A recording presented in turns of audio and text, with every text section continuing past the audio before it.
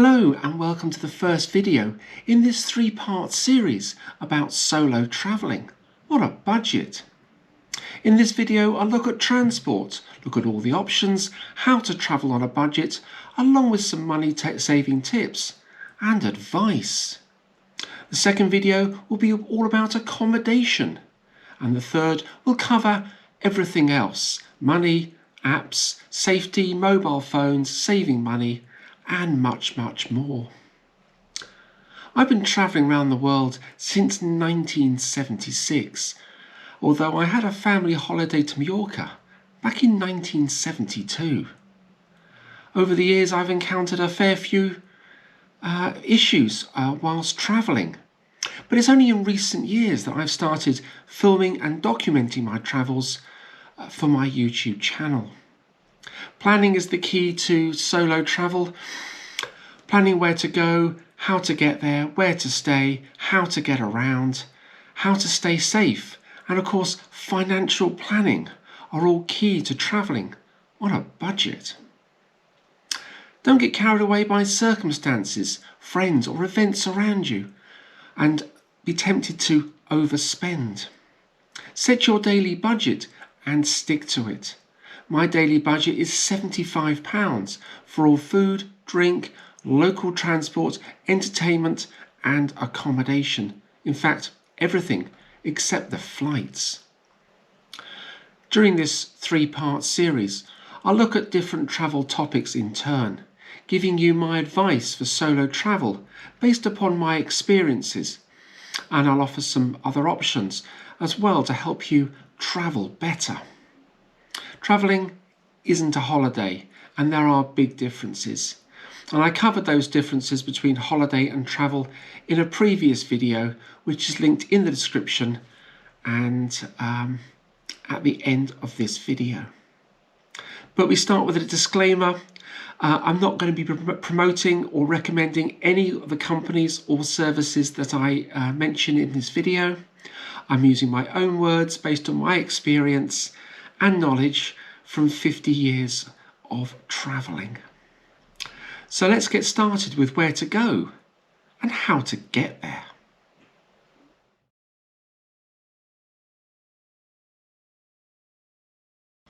Be flexible on where you go and how you get there, and always book the cheapest options. Your first choice destination may be cheaper at a different time of the year, so look at all the options before you book. It might be cheaper to stay in a nearby town to your chosen destination or in the suburbs of a city and travel where you need to be by tram or metro or local bus. Getting around towns and cities really is very easy these days, and there are many options in every town and city. Now, depending on the time you have available, book the best travel options for you. Flying it might not necessarily be the best option. Travelling by coach or train could make for a more interesting travel experience if you want to visit multiple locations as you travel. Plan all your travel well in advance and budget well without overspending. And don't leave things to the last minute. Always plan weeks ahead. There are some good deals to be had on flights 6 to 8 weeks before departure. Have a look at the tour operators as well, as they're offering good package holidays to be had, which perhaps you may not have considered. If you're looking for that last minute getaway, then last minute deals through tour operators can offer some good savings. But shop around and look at the different tour operators and see what is available.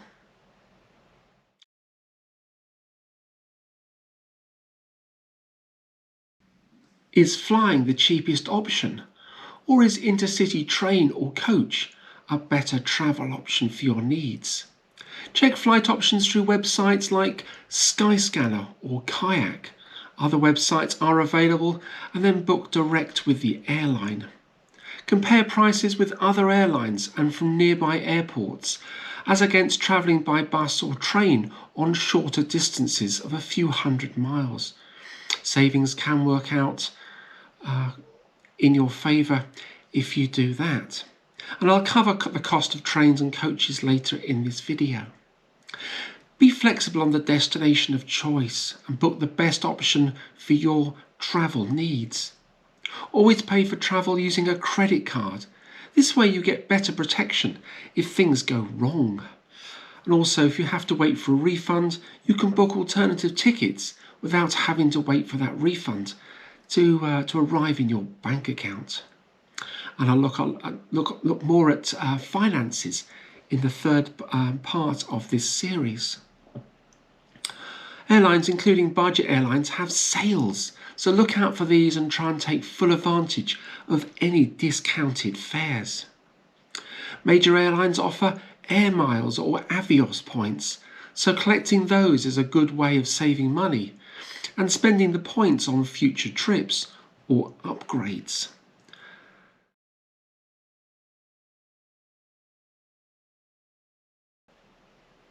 However, things can go wrong, and if you don't check the following when booking or before you start to travel, then you may come unstuck. Check your time zones. Check the day of your arrival compared to the day of your departure, especially if you're travelling east-west long distance. Are you arriving the next day or yesterday? Nothing worse than getting your accommodation or onward flight or train booking wrong because you forgot about the time zones. Is it a local holiday when you arrive? Is there public transport running a full service, or is it running at all? Don't assume you can just buy a train or a bus ticket if there are limited services. You might have to wait or not be able to travel at all. Strikes. We've recently had strikes in London at the end of 2022 and beginning of 23, and that caused chaos for travellers. So make sure there are no strikes when you arrive, and if there are, have an alternative plan. But what about the weather? If you're travelling in winter, check all the travel details to ensure that your bus, coach, trains are actually running, and of course your flight status as well. Is it going to take off? Or if it's winter where you're going to, will it be able to land without being diverted? So always check the weather. And of course, especially when you're arriving, snow, ice, fog, high winds, typhoons can all affect and disrupt travel. So let's look further at air travel.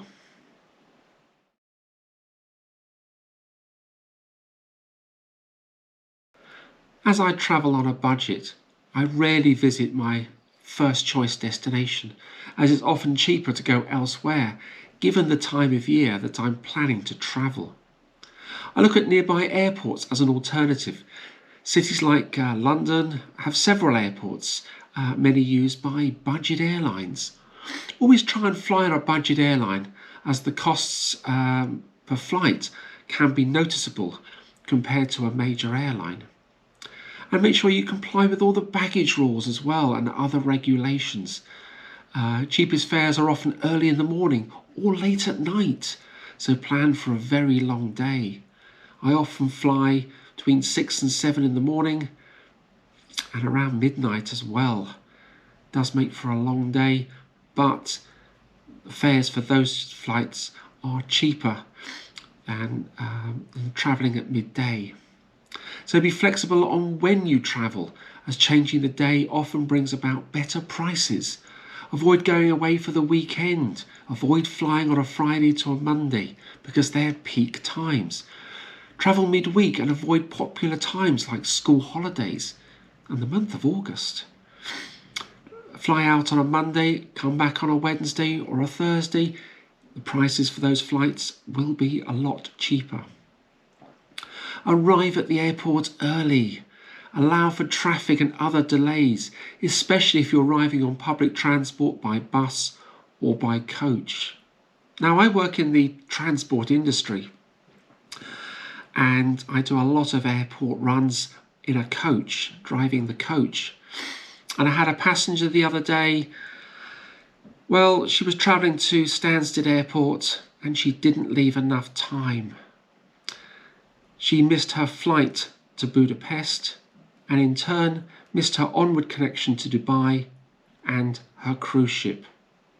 Well, she would have done if she wasn't able to rebook her flight out of Stansted to a later one that evening.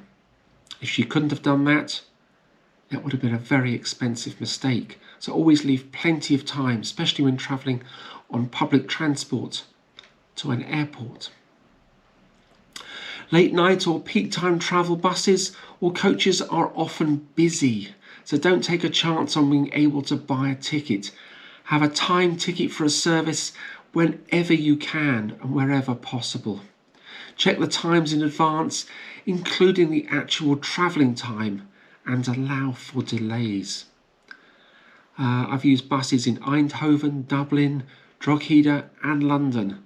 I've had day return tickets, and where possible I do try and get a time ticket, but it's not always possible, especially if it's a local bus service. But if you leave plenty of time, then you should have no problems.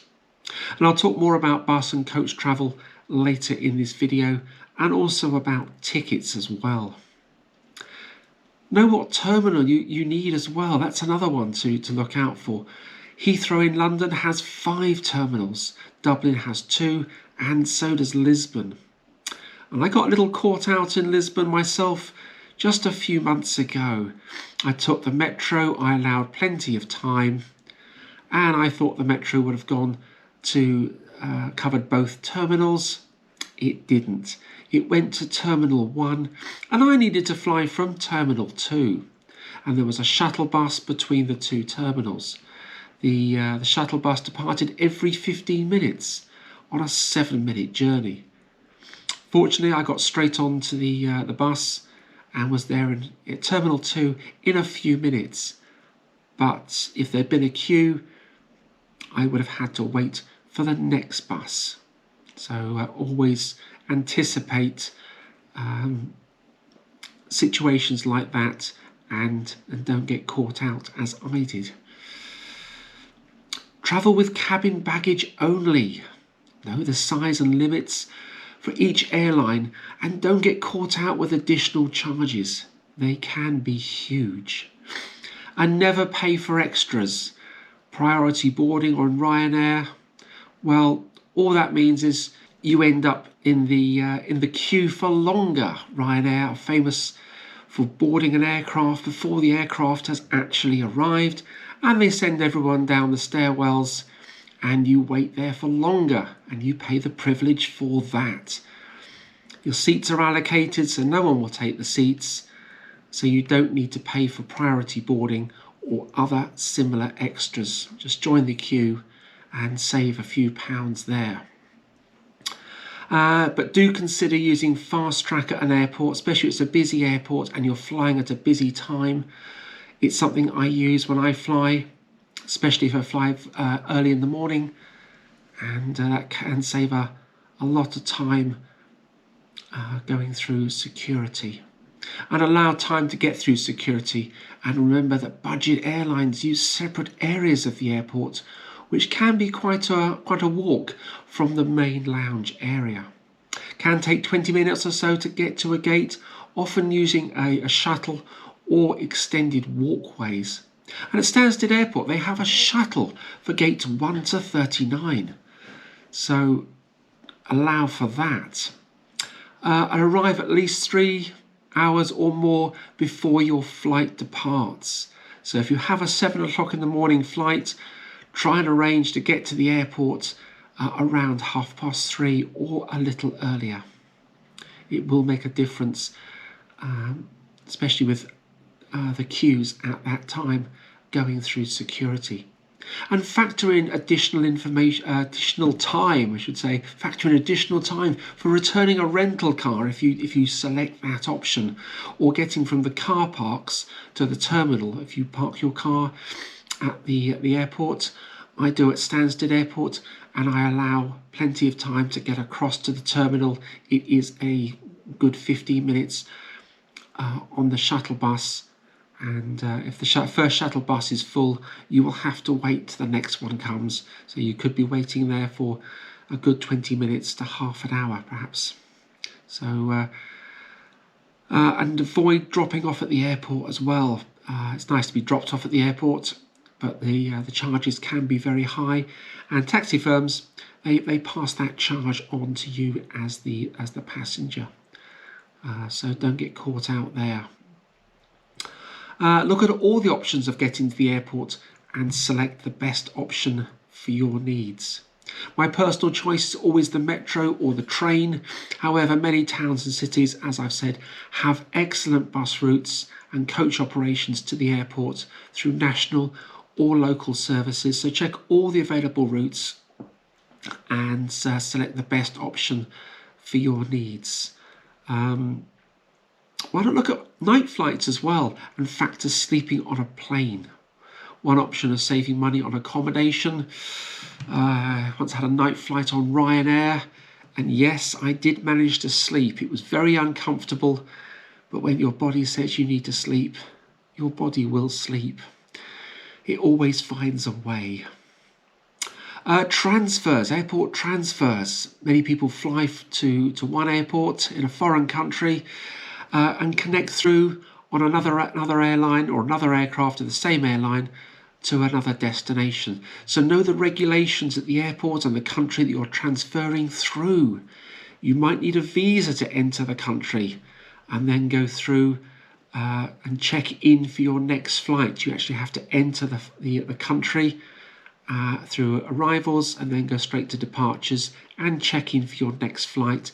That can take time and it may require a visa. It does in the United States of America. So don't get caught out because they will just send you back to where you've come from. They won't. The authorities at the airports are unlikely to recognise that you have a connecting flight, and because you haven't got a visa, their rules and regulations will send you straight back home. So leave at least 3 to 4 hours, maybe longer, for that. Overbooking. Now, a lot of major airlines overbook, and sometimes this can be to your advantage as a traveller because they do ask for volunteers to stand down. They'll pay your accommodation for the night, they'll give you food vouchers, and there's a cash incentive there as well. And if you're travelling on a budget, well, you might end up travelling for free, and that could be good. You certainly save some money that way. If your itinerary allows for you to be bumped off onto a later flight, later that day or the following day. So let's look a little further now at travelling by bus and coach.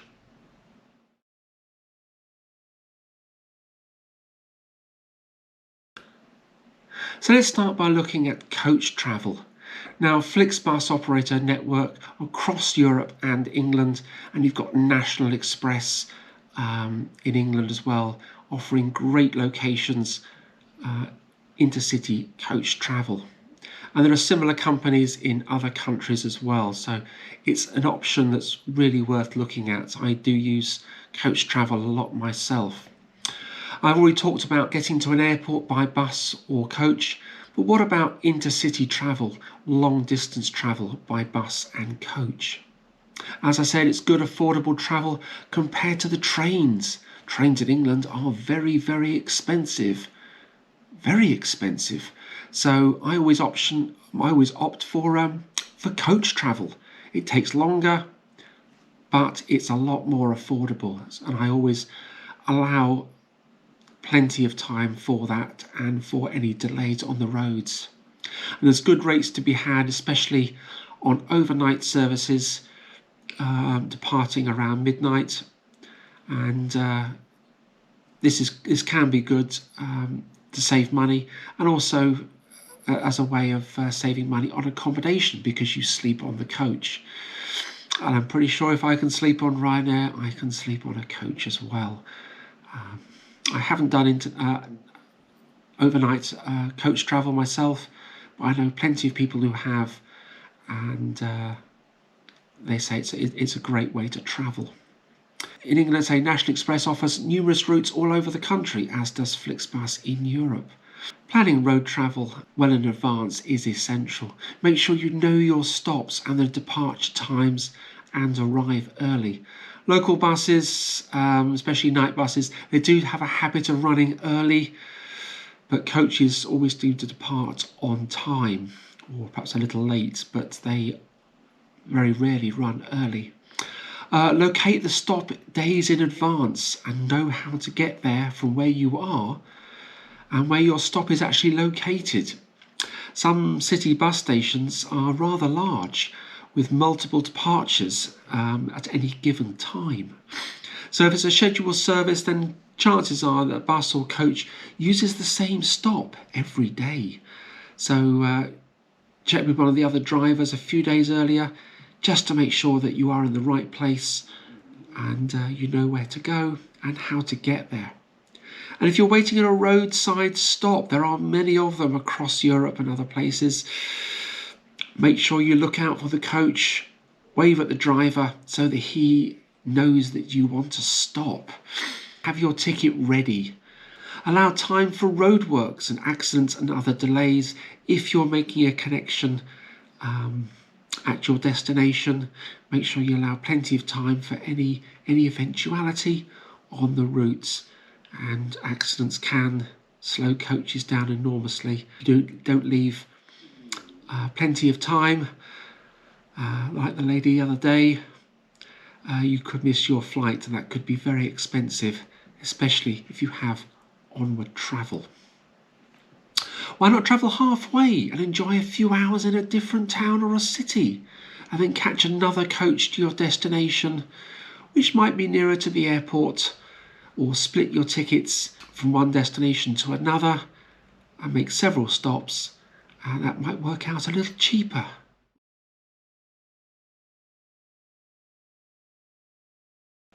Train travel in Europe is quite affordable, and there are some good deals to be had. But compare those prices to England, and England is very expensive when it comes to travelling by train, even shorter distances. So I always opt for the coach or a local bus every time. It may take a bit longer, but you do save some money as well, and those savings can mount up if you travel regularly. You can book through Trainline or similar companies for those better deals, but note that Trainline tickets may not be flexible. So if you miss your train or connecting train, then your ticket just might not be valid, and that could work out expensive in the long run. Catch local trains. They usually have more stops compared to the high-speed luxury trains. They're cheaper, but they do take longer.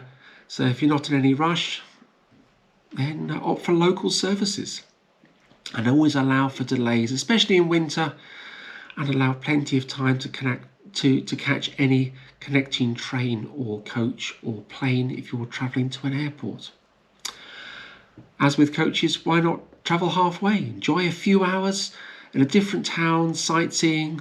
Split tickets do work out cheaper, even on the trains. And it's nice to say, get off a train after a few hours, stretch your legs, and have a bite to eat. Planning is so important when travelling, and selecting the right tickets can save you money.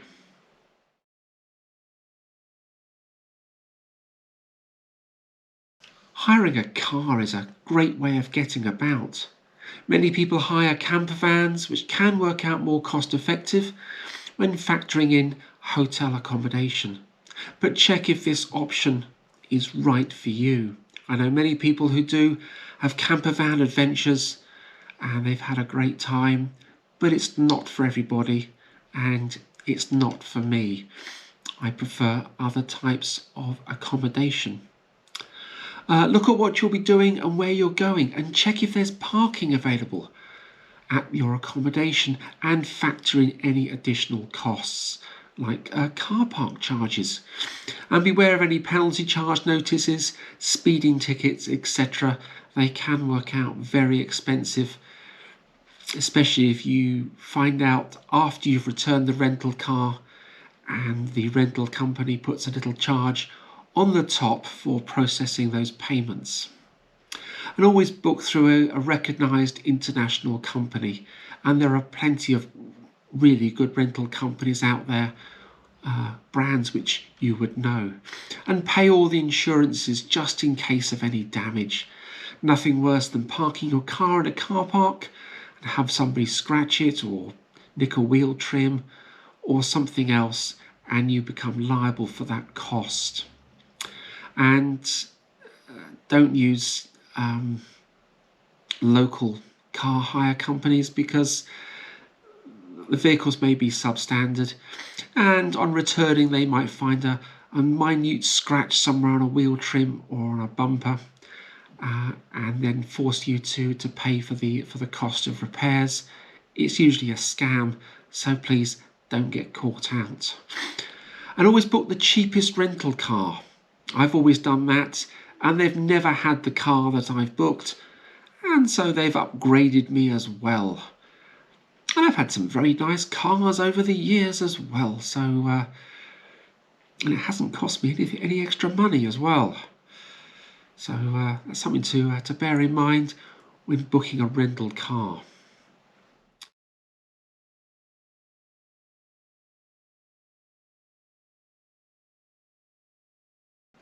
There are times when we can all benefit from taking a taxi, and they are expensive in comparison to public transport, but sometimes needs must. But it could work out cheaper if you're sharing with others or travelling in a group and splitting the costs. Always use official licensed taxis and never an unlicensed minicab, and always agree the price up front. Although many taxis are metered, so you can see the costs as you go along. And booking through Uber is always a good option as well. You know the price up front with them, and you know the driver's been vetted and it's safe.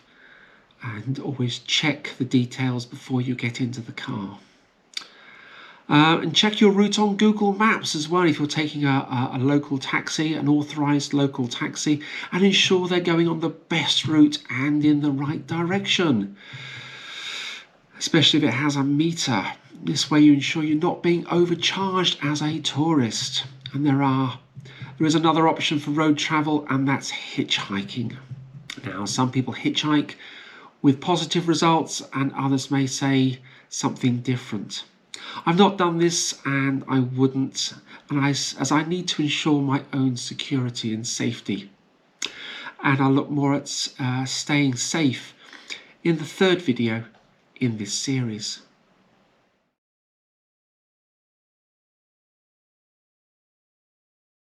We all book flight tickets in advance because that gives us the best prices. Booking trains and coaches the same also gives better prices, and this way gives you the peace of mind of knowing that you actually have a ticket for travel. Nothing worse than trying to turn up on the day to get a ticket and not being able to buy one because there's no availability, especially on coaches. Local buses and local trains, you can just turn up and travel. There's never any problems there. If you're travelling to an airport by bus or by coach, always have a ticket and a time ticket for a service, not a flexible open return ticket, which is only valid if there is availability, and if there is no availability, you might have to wait for another service, and that could take a while. Budget airlines sell these type of tickets, so don't get caught out, as you may miss your flight if you don't leave enough time to get to an airport. Some places like Eindhoven and Dublin, it's just a return ticket or a single ticket, as they are bus routes. They do get busy at certain times, and I've used buses there many times, and never really had a problem. I just leave plenty of time just in case. Travel companies always use a 24-hour clock, so when you're booking a ticket or in advance, 03:30 is 3:30 in the morning. 15:30 is 3:30 in the afternoon. Get it wrong, and you may not be travelling because your coach or your train departed 12 hours ago, and it's already arrived. You're amazed at the number of people who make this mistake. Every week I usually find somebody who has got the tickets or the time for their ticket wrong. Always have your ticket ready as well. Print off your ticket or have a PDF downloaded onto your phone. Never rely on accessing the internet. If you haven't got a signal, then you may not travel. And I'll talk more about mobile phones in part 3 of this series. When travelling around towns and cities, look at the ticket options, as day tickets offer good value. Many cities offer 48-hour tickets, 72-hour multi-travel tickets, or weekly tickets on local transport. Look at your itinerary and see what option is best for you. And I nearly always walk everywhere, so I very rarely take the underground or the bus, because I prefer to walk. It's good for my health and it's cheaper as well. Prepayment cards and travel cards are a great way to get around. You've got the Oyster system in London, Lisbon, the Viva card, and of course if you're travelling from outside of a city, there's usually some form of travel card. There certainly is in London, travelling into London from the suburbs. It's valid on public transport in the city as well. So it's a great way of getting around and saving money on local travel as well. Finally, always buy tickets direct from the company or from known, trusted third-party companies. Avoid cheap tickets from dodgy dealers, as they may be fake tickets and you won't be going anywhere. Now, there are videos on YouTube of people sneaking onto public transport without paying. They do make good viewing, because secretly I want them to get caught and see what happens. But don't do this, as the financial penalties could be very high if you're caught. I have seen ticket inspectors on public transport in Toulouse and in Germany many times. So don't get caught out. You could be arrested, you could miss your flight, or heavily fined. Just isn't worth the risk. So let's summarize this video in a few sentences. Always book travel in advance and know the times and distance to your destination, especially when traveling at night. Traveling can be hard work and stressful, but it can be fun and enjoyable. Planning is the key to any form of traveling, and remember that traveling can be as expensive as you want to make it, or as cheap as you can make it. I hope the information in this video will benefit you in some way, but please leave a comment if you have any specific questions and I'll do my best to answer them. In the second part of this series, I'll look at accommodation in all its forms, how to select the best options for you and where to stay as a solo traveller. So thank you so much for watching, and we'll see you in part 2.